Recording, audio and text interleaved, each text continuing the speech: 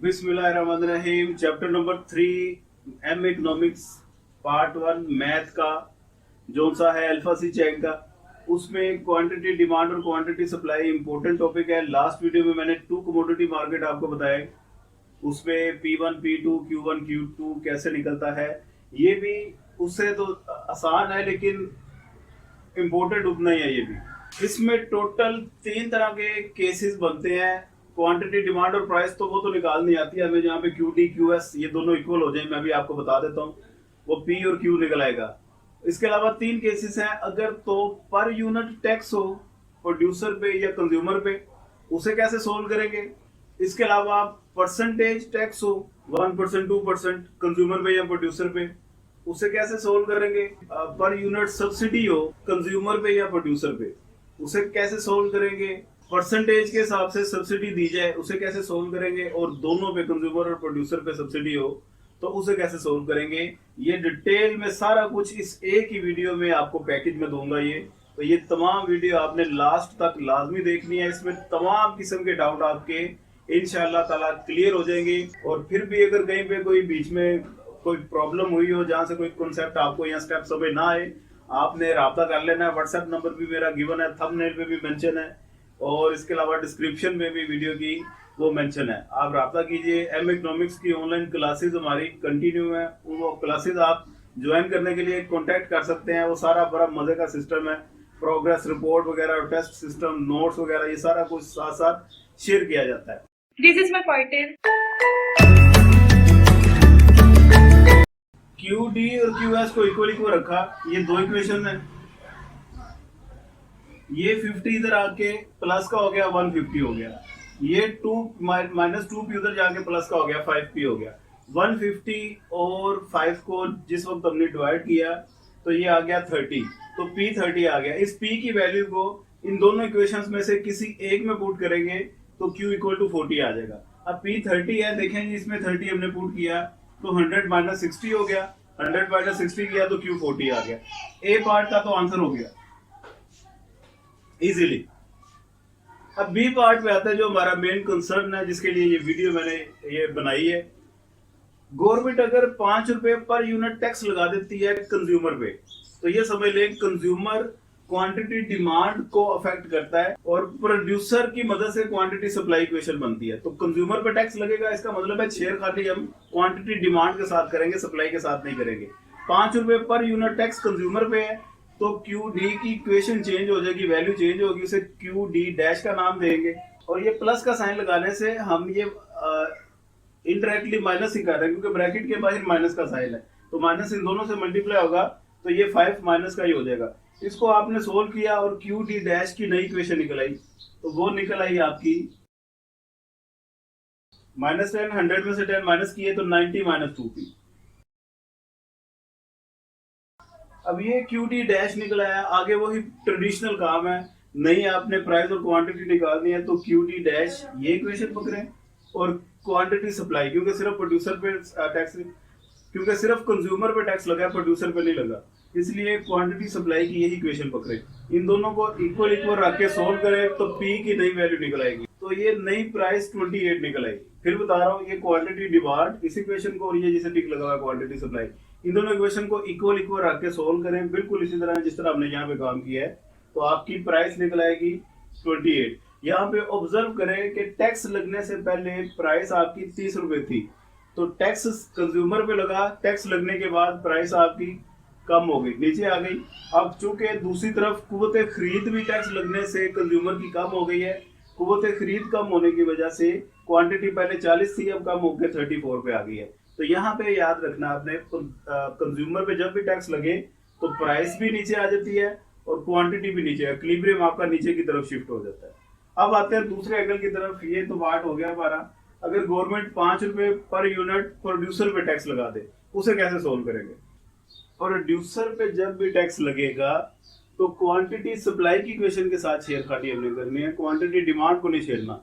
अब 5 रुपए टैक्स जब लगेगा तो फार्मूला वही है, ब्रैकेट में 3 के बाद ब्रैकेट स्टार्ट p इंटू, अब यहां पे माइनस करेंगे, क्यू डैश एस का नाम दे दें इसे,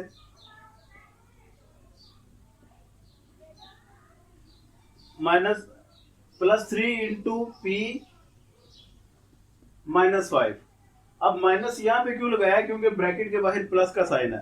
टैक्स हमेशा जब भी लगे तो माइनस ही करना होता है, तो इधर हमने प्लस इस वजह से लगाया क्योंकि ब्रैकेट के बाहर माइनस का साइन था। यहाँ पे माइनस लगाएंगे क्योंकि ब्रैकेट के बाहर प्लस का साइन है, तो इसको जब सोल्व करेंगे ये टैक्स माइनस हो जाएगा। तो इस इक्वेशन को जब सिंप्लीफाई किया तो ये 3 5 से मल्टीप्लाई होगा -15, तो -50 ये -65 हो गया। हाँ जी, अब ध्यान रखें, अब क्वांटिटी सप्लाई वाली ये इक्वेशन आपने रखनी है और क्वांटिटी डिमांड वाली ये इक्वेशन रखनी है।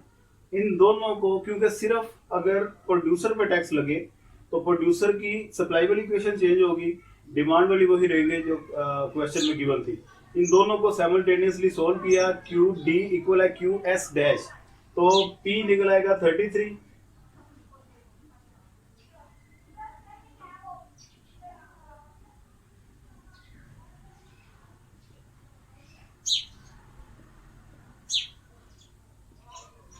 क्यों निकल आएगा 34, ये चेक कर लीजिएगा आप। तो यहाँ पे आपने याद रखना है कि प्रोड्यूसर पे जब भी टैक्स लगे तो प्रोड्यूसर आगे कीमत में इजाफा कर देता है, ठीक है। उसने लोड कंज्यूमर पे डालना होता है, तो कीमत में उसने इजाफा किया। अगर टैक्स ना लगता तो प्राइस 30 रुपए थी, 5 रुपए गवर्नमेंट ने प्रोड्यूसर पे टैक्स लगा दिया, उसने आगे से कीमत महंगी कर दी, तो हमें वो चीज 33 रुपए की मिली।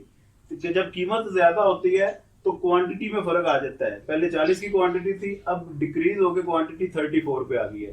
तो यहाँ पे आपने बात याद रखनी है, प्रोड्यूसर पे टैक्स लगे, कीमत ज्यादा, क्वांटिटी कम। इधर क्या था, कंज्यूमर पे जब टैक्स लगे, कीमत कम, क्वांटिटी कम। और जिस वक्त दोनों पे टैक्स लगे, ये भी पार्ट हो गया। और लास्ट में है दोनों पे टैक्स लगे, कंज्यूमर पे और प्रोड्यूसर पे, तो ये नई equation Q D dash Q S dash, इन दोनों को इक्वल इक्वल रखेंगे। ये दो इक्वेशन है, इन दोनों को इक्वल रख के साइमल्टेनियसली जिस वक्त सोल्व किया तो P31 निकल आया और Q28 निकल आया। तो ओवरऑल आपकी परचेजिंग पावर कम होने की वजह से, लोड बहुत ज्यादा इकोनॉमी में पड़ा टैक्स की वजह से, ओवरऑल आपकी वेलफेयर डिक्लाइन हो गई है, क्वांटिटी आपकी 28 पे आ गई है। क्योंकि अगर ये सिनेरियो ना होता तो बाय डिफॉल्ट क्वांटिटी 40 थी और प्राइस 30 थी। तो ये चक्कर है जी। अब दूसरा केस देख लेते हैं, अगर परसेंटेज टैक्स लगाती है प्रोड्यूसर पे, कंज्यूमर पे, तो उसे कैसे सोल्व करना है वो भी देख लेते हैं। अब यहाँ पे 3% टैक्स आ गया है। अब पहले था पर यूनिट टैक्स, इसलिए परसेंटेज के साथ पर यूनिट नहीं होगा, ठीक है जी। अब यहाँ पे 3% टैक्स कंज्यूमर पे है, 3% टैक्स फिर प्रोड्यूसर पे लगा के चेक करना है आपने, और जिस वक्त दोनों पे लग जाए उस वक्त। तरीकाकार आपको गाइड कर रहा हूँ, आगे वर्किंग आपने खुद ही कंप्लीट करनी है। पहला पार्ट है जी, कंज्यूमर पे जब टैक्स लगे इसे कैसे सोल्व करना है। तो कंज्यूमर पे लगे मतलब क्वांटिटी डिमांड चेंज होगी, क्यू डी डैश कहते हैं इसे।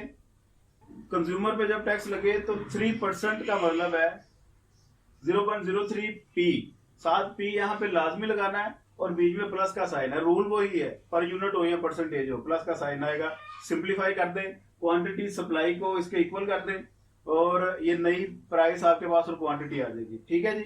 3% को 3/100 किया, 0.03, साथ पी लाजमी लिखेंगे परसेंटेज में।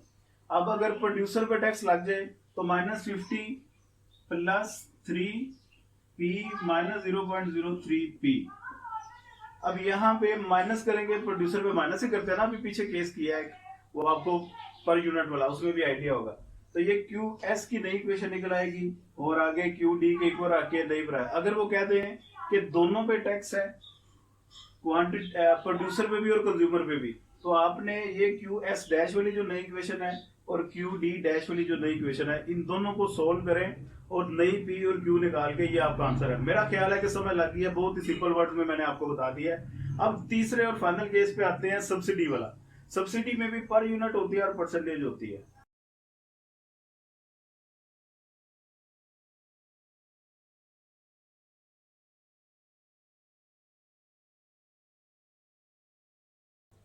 तो सब्सिडी में भी अगर गवर्नमेंट दे रही है जी 4 रुपए पर यूनिट सब्सिडी कंज्यूमर को, तो सब्सिडी परचेजिंग पावर को इंक्रीज करती है। यहाँ पे उलट हो जाएगा केस।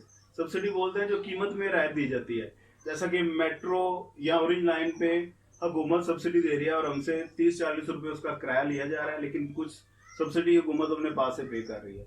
तो परचेजिंग पावर को इंक्रीज करते हैं, आवाम की सहूलत के लिए होती है सब्सिडी। तो गवर्नमेंट जिस वक्त कंज्यूमर पे सब्सिडी लगाएगी तो क्वांटिटी डिमांड चेंज होगी, क्यू डी डैश का नाम दे दें। अब 100 माइनस 2 पी, 4 रुपए की सब्सिडी है, माइनस 4। अब यहाँ पे प्लस का साइन नहीं लगेगा, माइनस का साइन लगेगा, क्योंकि माइनस माइनस प्लस हो जाएंगे, परचेजिंग पावर ज्यादा हो रही है, तो ये मतलब आपने प्लस करने हैं 4 रुपए, तो प्लस उसी सूरत में होंगे जब इधर आप माइनस का साइन लगाएंगे, बाहर माइनस का साइन है। ठीक है जी, टैक्स में हम यहाँ पे प्लस करते होते हैं, बस फर्क इतना ही है। अब दूसरा देखते हैं जी,